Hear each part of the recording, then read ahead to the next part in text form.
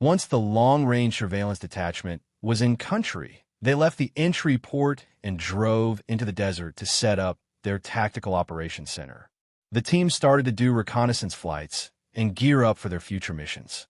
Their basic team loadout consisted on average of M16A2, M203, light anti-tank weapon, claymore mines, fragmentation grenades, smoke grenades, thermite grenades for destroying sensitive equipment if compromised, communications gear, and 9mm Berettas with sound suppressors.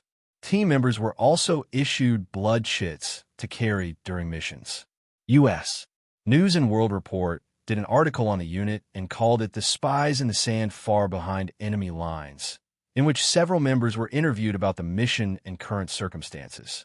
The teams did still manage to have some fun during downtimes, to include a King of the Hill / promotion ceremony on a very large sand dune.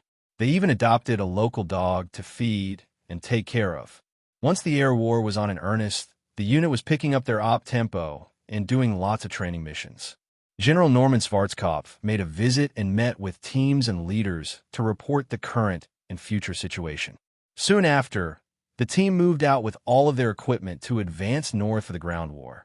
This became known as Desert Storm.